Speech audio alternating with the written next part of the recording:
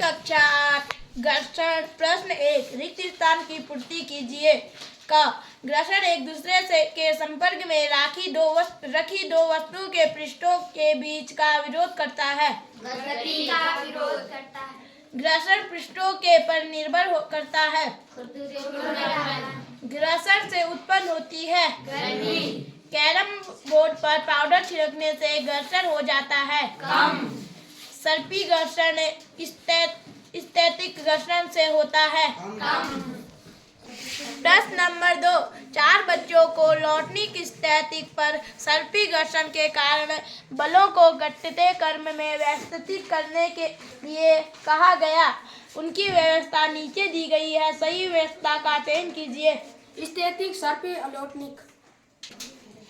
आलिंदा अपनी खिलौना कार को संगमरमर के सूखे फर्श से संगमरमर के गीले फर्श पर पीछे समाचार पत्र तथा तौलिए पर चलती है। कार पर विभिन्न पृष्ठों द्वारा लगे घर्षण बल का बट्टा क्रम होगा। संगमरमर का गीला फर्श, संगमरमर का सूखा फर्श, समाचार पत्र, तौलिए।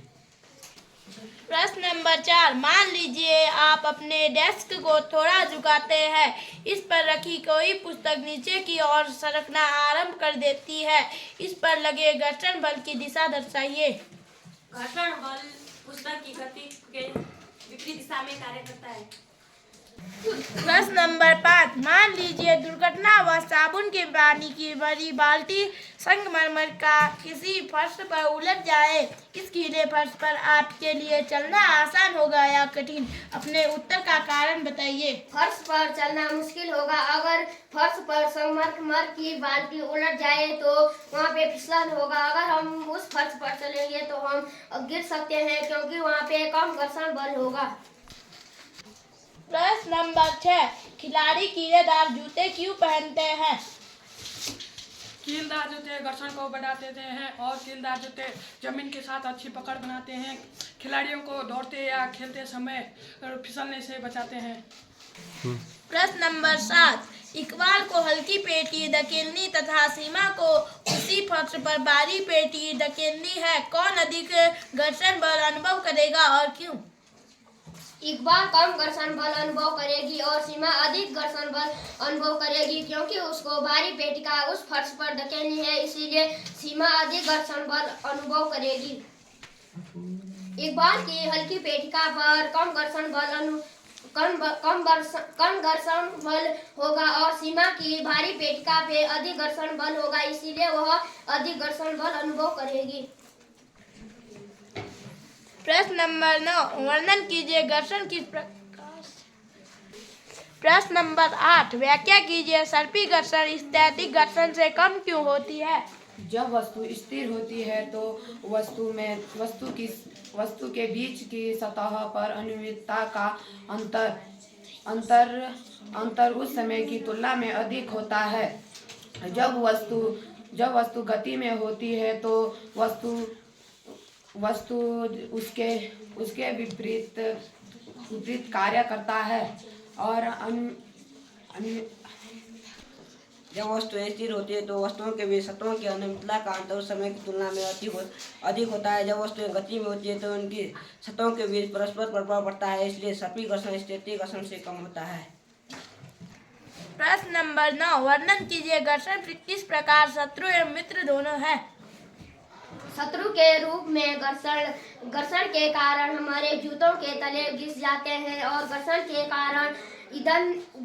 कारण वाहन अधिक ईंधन की खपत खाते हैं और रखरखाव के लिए अधिक वृद्धि करते हैं। घर्षण के कारण कैरम बोर्ड पर अगर हम पाउडर नहीं डालेंगे तो हमें गोटी में लगाने के लिए अधिक बल लगाना पड़ेगा। घर्षण के रूप में मित्र। घर्षण हमारे कील ठोकने के काम आता है। घर्षण हमारे चलने के काम आता है और घर्षण से हम माचिस की तिल्ली से आग निकालते हैं। घर्षण के कारण हम लिखते हैं। प्रश्न नंबर 10, वर्णन कीजिए तरल की गति करने वाले वस्तु की आकृति विशेष प्रकार क्यों बनाती है? तरल पदार्थ द्वारा उत्सर्जित घर्षण बल को ड्रैग या द्रव घर्षण कहा जाता है। वायुद्वार घर्षण को दूर करने या कम करने के लिए वस्तुओं का उसकी सतहों को कम करते हैं, यानी कि कुछ समय में गोलाकार आकार या अन्य सुव्यवस्थित आकार के साथ हवाई जहाज जेट बारिश की बूंदों से हवा के खिंचाव को कम करने के लिए घुमावदार सतह को सुव्यवस्थित किया है। विज्ञान कक्षा 7 गति एवं समय। प्रश्न नंबर 1, निम्नलिखित गतियों का वर्गीकरण सरल रेखा के अनुदिश वर्तुल तथा डोलन गति में कीजिए।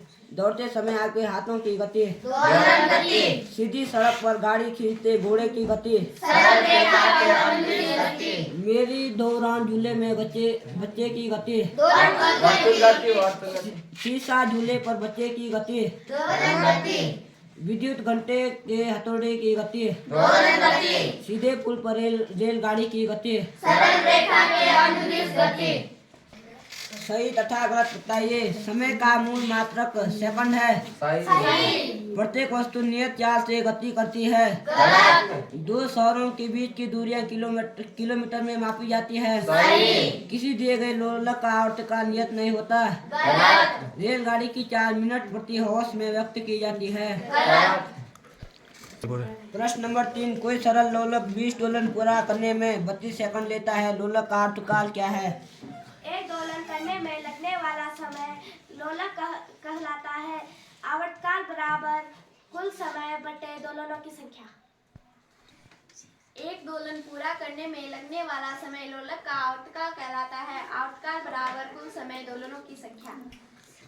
प्रश्न नंबर 4, दो स्टेशनों के बीच की दूरी 240 किलोमीटर है। कोई रेलगाड़ी इस दूरी को तय करने में 4 घंटे लेती है। रेलगाड़ी की चाल परिकलित कीजिए। रेलगाड़ी की चाल दूरी बटे समय। प्रश्न नंबर 5, किसी कार के पथमापी का 8:30 पर पाठ्यांक 573210 किलोमीटर है। यदि 8:50 AM पर पथमापी का पाठ्यांक परिवर्तित होकर 57336.0 किलोमीटर हो जाता है तो कार द्वारा चली गई दूरी कितनी है? कार की चाल किलोमीटर प्रति मिनट में परिकलित कीजिए। इस चाल को किलोमीटर प्रति हॉर्स में भी व्यक्त कीजिए। चाल बराबर दूरी बटे समय। चाल बराबर दूरी बटे समय। दूरी बटे समय। प्रश्न नंबर 9, चाल का मूल मात्रक है। मीटर पर सेकंड। कक्षा 6 विद्युत तथा परिपथ। रिक्त स्थानों की पूर्ति कीजिए। एक युक्ति जो परिपथ को तोड़ने के लिए उपयोग की जाती है कहलाती है। एक विद्युत सेल में टर्मिनल होते हैं। 2 टर्मिनल होते हैं। प्रश्न नंबर 2, निम्नलिखित कथनों पर सही या गलत का चिन्ह लगाइए। विद्युत धारा धातुओं से होकर प्रवाहित हो सकती है। सही। विद्युत परिपथ बनाने के लिए धातु के तारों के स्थान पर जूट की डोरी प्रयुक्त की जा सकती है। गलत। विद्युत धारा थर्माकोल की शीट से होकर प्रवाहित हो सकती है। गलत। प्रश्न नंबर 3, इसमें बल्ब दीप्तमान क्यों नहीं हो रहा है?